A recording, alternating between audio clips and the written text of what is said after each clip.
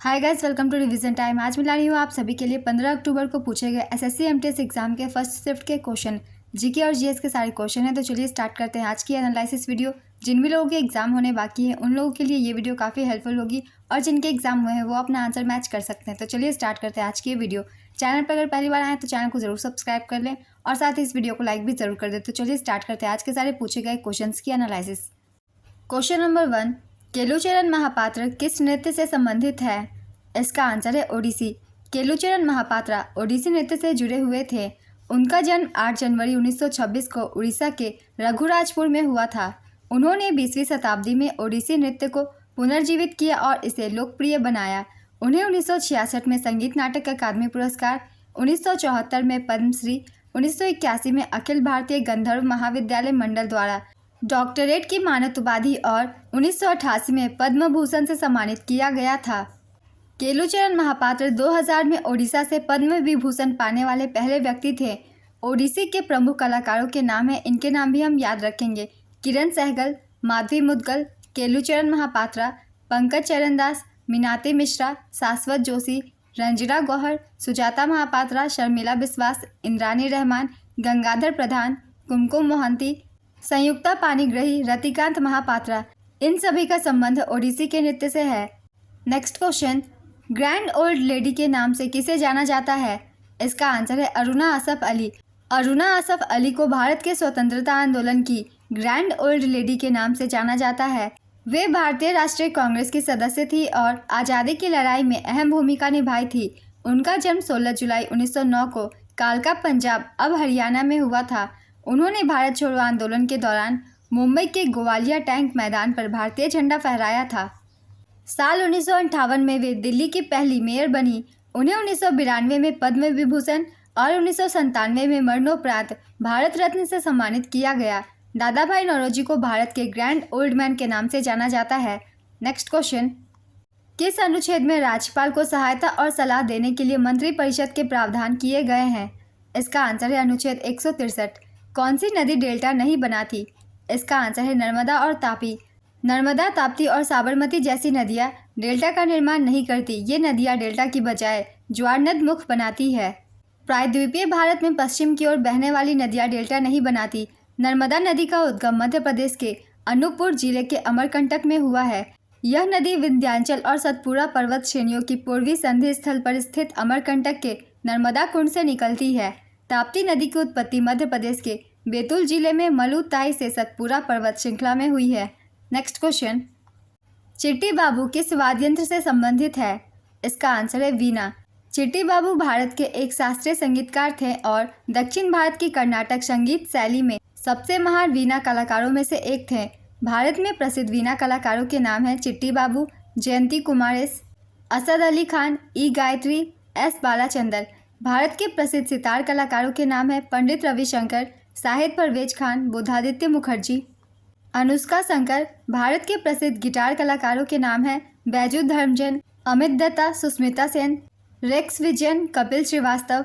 इन सभी के नाम भी हम याद रखेंगे, इनसे भी क्वेश्चन बन सकते हैं। अगला प्रश्न है, पौधों द्वारा ग्रहण की जाने वाली सूर्य की ऊर्जा की मात्रा कितनी होती है? इसका आंसर है 1%। पौधे सूर्य से मिलने वाली सौर ऊर्जा का 1 से 2% ही ग्रहण करते हैं। पृथ्वी तक पहुँचने वाली सौर ऊर्जा का 98 से 99% हिस्सा पत्तियों और अन्य सतहों से परावर्तित हो जाता है। बाकी हिस्सा अन्य अणुओं द्वारा अवशोषित होकर ऊष्मा में बदल जाता है। पौधे प्रकाश संश्लेषण की प्रक्रिया के जरिए सूर्य की ऊर्जा का इस्तेमाल करते हैं। इस प्रक्रिया में पौधे अपनी पत्तियों से सूर्य की ऊर्जा को ग्रहण करते हैं और इसका इस्तेमाल जल और कार्बन डाइऑक्साइड को ग्लूकोज नामक शर्करा में बदलने के लिए करते हैं।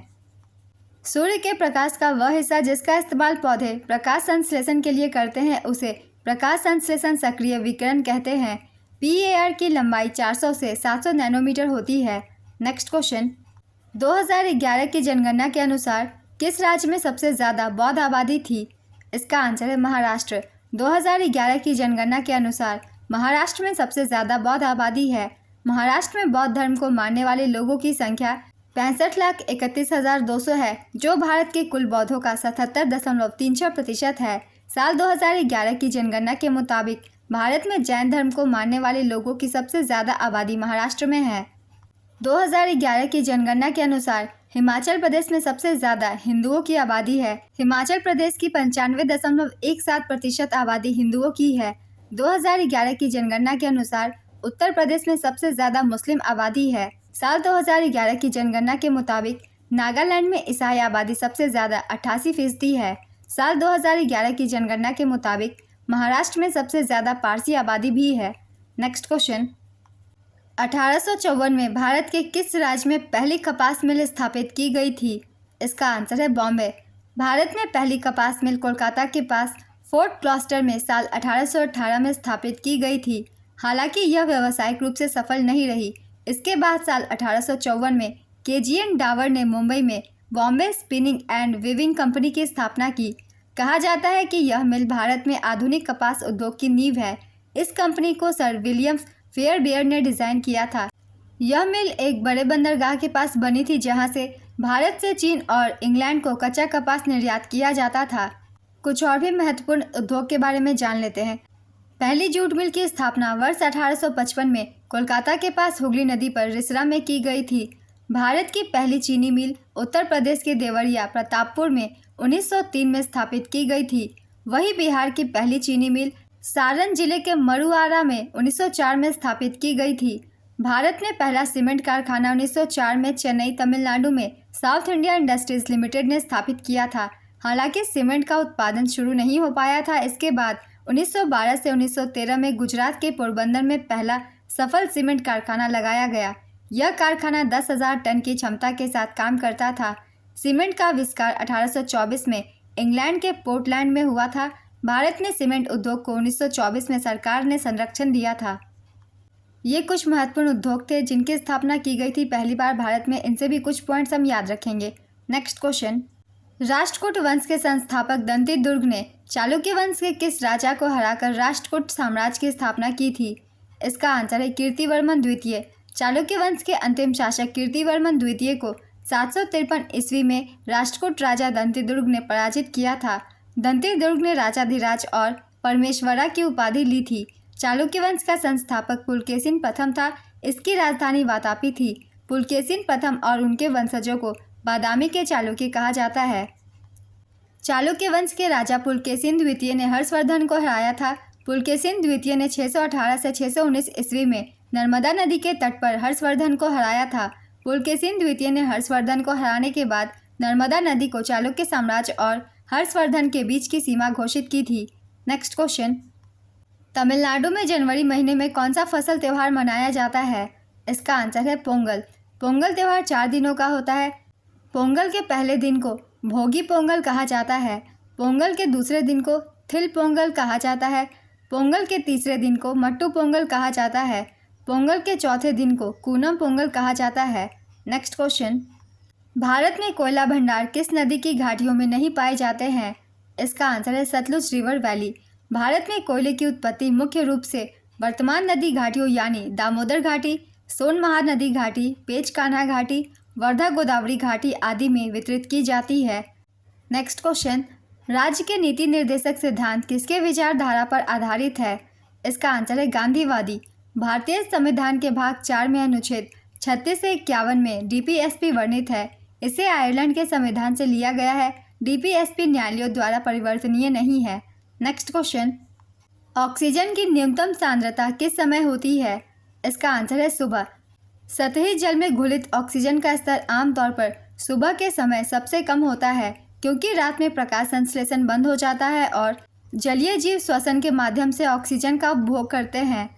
नेक्स्ट क्वेश्चन, फरवरी 2023 में हिमाचल प्रदेश के राज्यपाल कौन बने थे? इसका आंसर है श्री शिव प्रताप शुक्ला। 1836 में भारत के गवर्नर जनरल कौन थे? इसका आंसर है लॉर्ड ऑकलैंड। 1836 में लॉर्ड ऑकलैंड भारत के गवर्नर जनरल थे। उनका कार्यकाल 1836 से 1842 तक का रहा था। अगर अभी तक आप लोगों ने वीडियो को लाइक नहीं किया तो लाइक ज़रूर कर दीजिए। तो आज की एनालिसिस वीडियो कंप्लीट होती है फ्रेंड्स। 15 अक्टूबर को फर्स्ट शिफ्ट के पूछे गए सारे क्वेश्चन थे जीके और जीएस के। अगर आप लोग में से किसी को कुछ और क्वेश्चन पता हो तो मुझे कमेंट बॉक्स में बता सकते हैं।